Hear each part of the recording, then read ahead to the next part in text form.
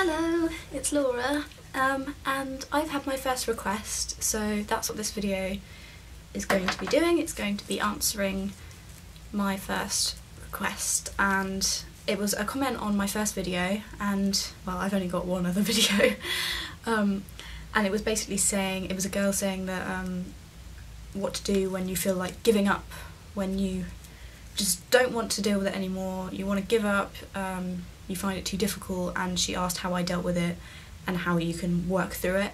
So that's what I'm going to talk about today, because I want to, and I want to help you guys in whatever you need. So actually, when this question was asked, it brought up a lot of memories for me, because I remember feeling this exact way. I remember thinking, I don't want this disease, I hate it so much, I'm just going to stop, I don't want to handle this anymore, I absolutely hated it, you know? It was awful. And there was actually a moment where this medical bracelet here, I was so angry with my diabetes that I just threw it out in my garden, and I refused to go and get it back. I was like, I don't want it, I don't need it. So that was a pretty intense feeling. So I know exactly what you're going through if you were feeling that way. In this video I will help you work through it. I'll tell you how I dealt with it, how important it is to not give up on your diabetes, because it has extremely serious consequences.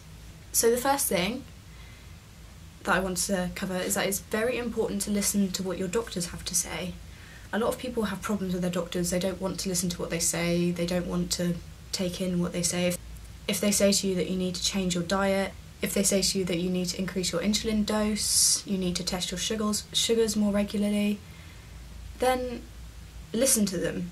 They know what they're talking about, and I know you're very angry, and I know that when you're very angry it's difficult to take in what people are saying, it's difficult to want to do what your doctor is saying, but it is extremely important to listen to what they're saying, and you need to learn from what they are saying. Diabetes can be difficult. I've actually been very lucky with my type of diabetes because my control is good, because I still have some of my own background insulin. I'm sure all of you diabetics have heard of the honeymoon period. I've been in that honeymoon period for 4 years, so I've been extremely lucky, but I'm not saying that I've had it easy. There have definitely been moments when my control has been a bit, whoa, like, what's going on here? But I understand that some of you have a much more serious and difficult case of type 1 diabetes, and that's why it's even more important to listen to your doctors and to do everything they say. Write it down, take in a pencil and paper. Most of the time they'll give you a letter and write out what you've been talking about and what you need to change. It's extremely important to listen to them. You need to make sure that your levels are controlled. That leads me on to my next point, which is the importance of controlling your levels. You need to control them because the consequences are terrifying. If you let your levels stay high for a long period of time, it affects a lot of things. You get ketones, which make you very ill. You lose your vision, you shorten your lifespan. It's really serious. It's not something you can just brush off. You have to be sensible about it. You have to make sure that your levels are regulated to ensure that you are healthy and that you have a long, lovely life. I know it's difficult, it does suck, but you have to just believe that it will get easier. You have to believe that the harder you try and the more you listen to your doctors and change your insulin dosage and test your levels more, the more you will understand your diabetes and the more you will be able to control it and become your own person and do whatever you want to do. What you don't want to do is to let your diabetes control you. If you control your diabetes, it will not control you, because if it ends up controlling you, it'll decide that you will have an early grave. And I know that's a very dark and sinister thing to say, but it's true. It may not be the most serious disease out there, but it's still a disease, and it's still serious if you don't treat it. So as much as you feel like giving up because you hate it and you think it's the most horrible thing ever, you just have to realise how much worse it is if you let it control you. if you put off your injections, you put off your blood tests, you could be killing yourself.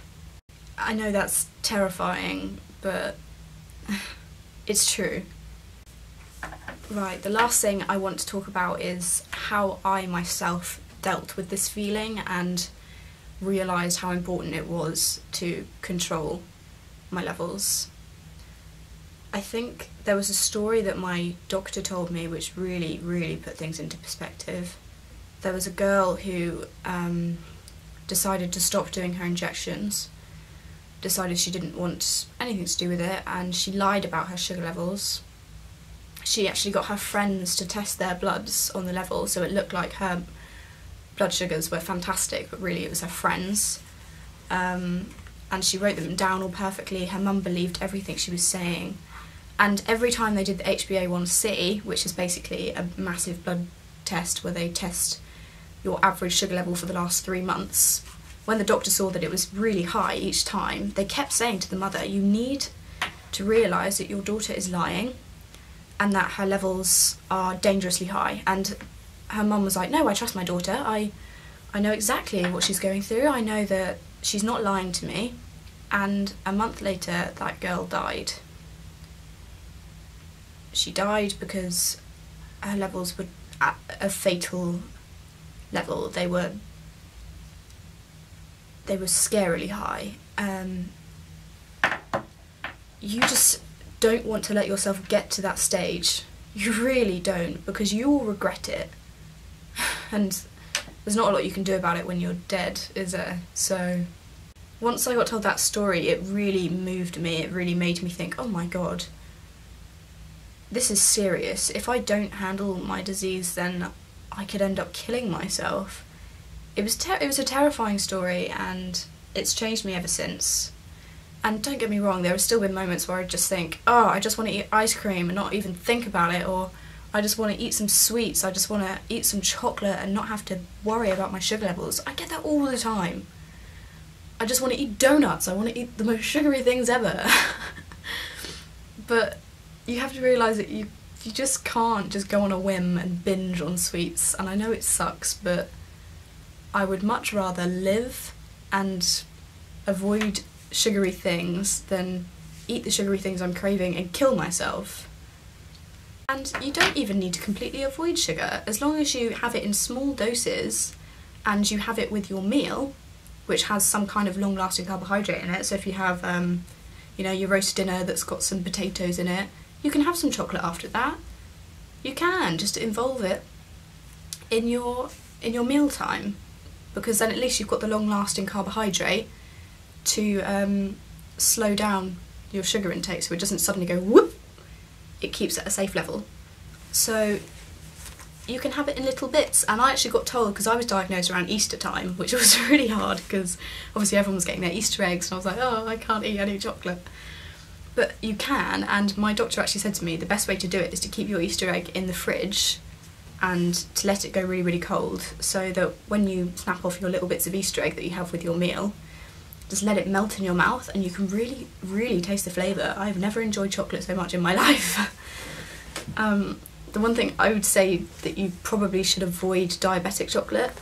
I have had it before and it hasn't really affected me, but I know it's affected other people because it's got laxatives in it, so basically give you a poorly tummy. So it's probably better to avoid diabetic sweets or chocolate. But as I was saying, I understand what you're going through, and I just dealt with it by opening up my eyes and realising that I'm not going to let this disease shape who I am, and I'm not going to let it control me.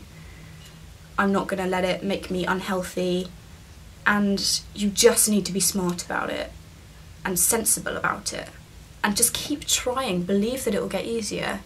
And there will be moments when it's difficult, when your levels are peaking, when they're really low and you don't know what's going wrong, and that's why I've said it's important to listen to your doctors, because they do know what they're on about and they're trying to help you. So keep trying, keep working through that difficult stage when your levels are crazy and you don't know what's going wrong with them, and get to that point where they're at a safe level and you're healthy and your levels aren't destroying you. Okay, so I hope I've covered this as best I can. The girl who requested this and commented on my video, I'd love you to comment to see if I've fulfilled everything that you wanted me to. Yeah, I hope I did everything to the best of my ability. I'll see you next time.